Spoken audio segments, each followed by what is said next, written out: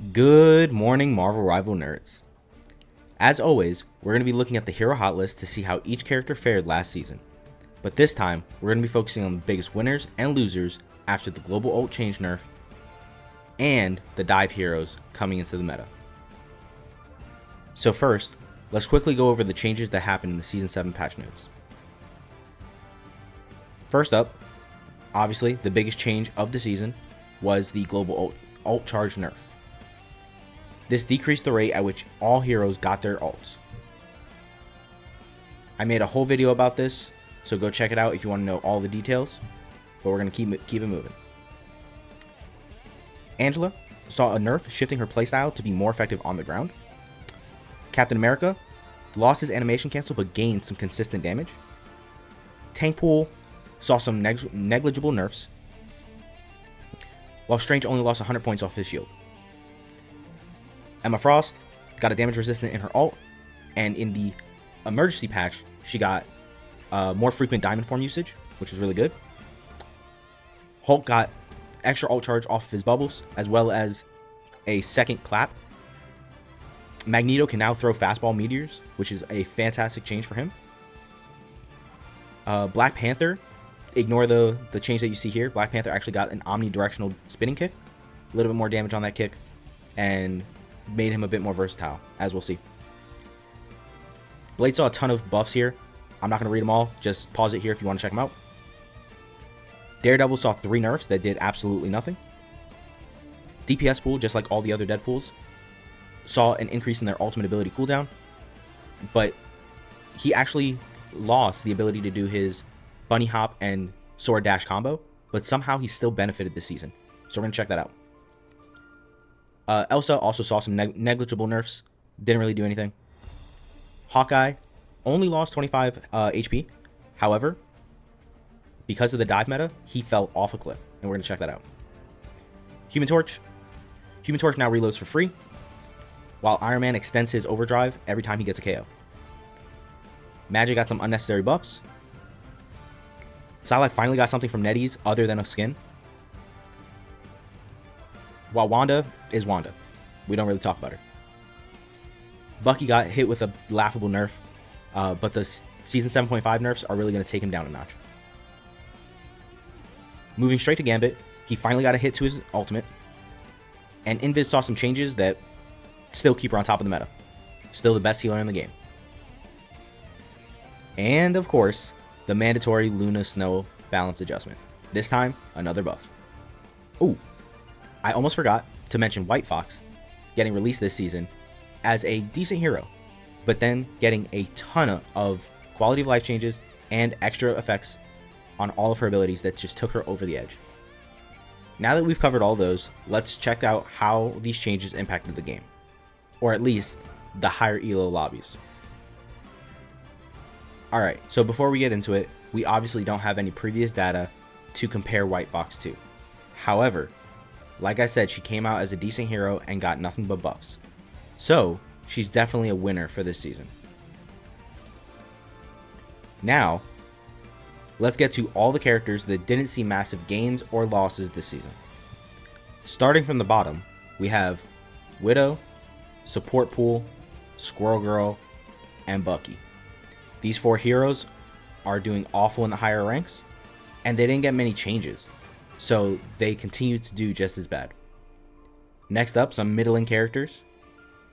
In Emma, Fantastic, Wolverine, Namor, and Moon Knight. All these characters saw minimal changes, and they're doing just fine, I guess. Then we get to some characters that are in just a fine place. Speaking of Ultron, Phoenix, Punisher, Hela, and Mantis. All of these characters didn't see much change because they're in a good place. They don't need many changes. For everybody that says Phoenix is super broken, her stats say that she's kind of underpowered, especially compared to Hela. And then we have Gambit, the character that can never be played, and when he is, it's a 50% win rate. Once again, he doesn't really work on the statistical tier list. However, once we get ban rates included, he's going to skyrocket up the list. The next 8 heroes basically saw no change balance-wise or statistically. We have Iron Fist, Thor, Cap, Storm, Spidey, Groot, Rogue, and Rocket. These 8 heroes didn't see any balance changes, other with the exception of Cap, and all of them are still in the same place that they were last season. Some have high pick rates and low win rates, some have low pick rates but insane win rates. Next up, my boy, the Incredible Hulk. Even with all the buffs, he still saw basically no change and stayed in the A tier. But we'll see if that CC protection helps him or hurts him in the long run. I know it looks bad now, but let's just wait for it. Next up, Penny and Magic continue to dominate. They didn't see much change in their win rate. If anything, Magic just went higher and higher. And then the cream of the crop that stayed on top. We have Mag, Tankpool, and Invis continuing to run the show. We finally reached the point to talk about our biggest losers. And by far the biggest loser, going from the S tier to the A tier, is Cloak and Dagger. With the abundance of dive, she can't get away as consistently, and with the ult charge nerf, she's kind of useless in the middle game outside of her Terror Cape. And right next to her is actually Hawkeye. Again, only saw a 25 health downgrade, but with the prevalence of dive, he has nothing to protect himself. He actually dropped 2 tiers from C to F. The only character on this list that doesn't make a ton of sense is Elsa. The main reason is on her release, people wanted to play her, and now she's consistently banned. So her pick rate is in the toilet. Probably the most confusing one on this list is the Human Torch, who, despite his super good buff, saw a lot less success in the season. And speeding through the last couple, we have Loki and Adam, who just didn't do as well this season. Even with the inclusion of Adam's team up, the loss of his healing really put him in a bad spot. Then Strange was so high on the list, his loss here still didn't take him out of the S tier.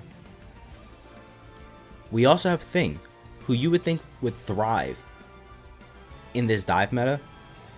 He has so many counters in the game, it's really hard to play Thing at a high level.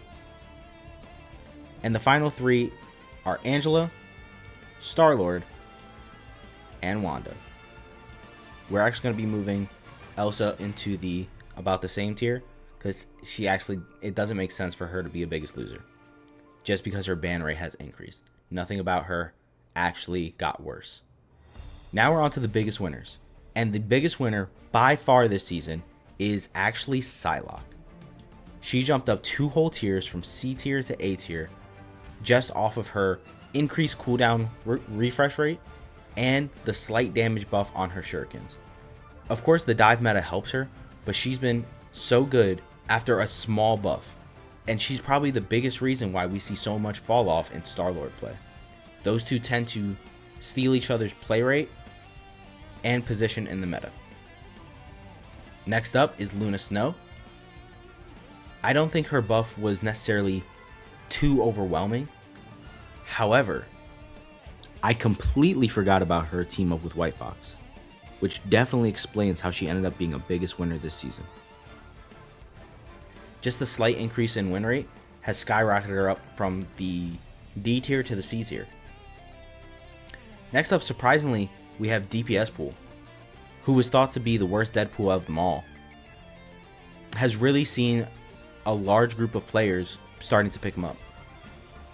Next up, we have Blade.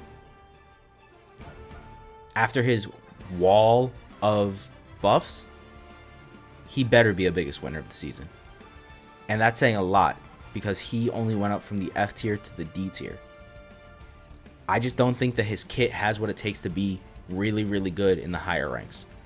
However, he did increase his win rate by almost 6% on average in the lower ranks. I think the Iron Man buff was super, super cool. Made him a lot more fun. made him a little bit more viable, and I think he's in a good place. No need to make him overbearing, just keep him how he is.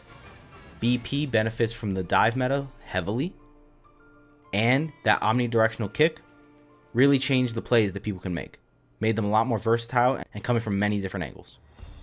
Last characters on the list are Jeff and Venom, who benefit probably the most from the dive meta. Venom's a hero that can lead the dive, call out the timing, and apply constant pressure to the backline without dying. And Jeff is probably the best healer to keep up with the dive heroes and get out alive. And last, but definitely not least, is Daredevil. Even in a season where he saw 3 nerfs, he's still one of the biggest winners for the season because the dive meta is so strong. It's honestly a toss-up whether you ban the Elsa, Gambit, or Daredevil this season. So good luck. With all that said, thank you so much for watching. This has been Judgment Monk with the biggest winners and losers of Season 7. Be sure to like, comment, and subscribe, as more Rivals content is sure to come. Peace.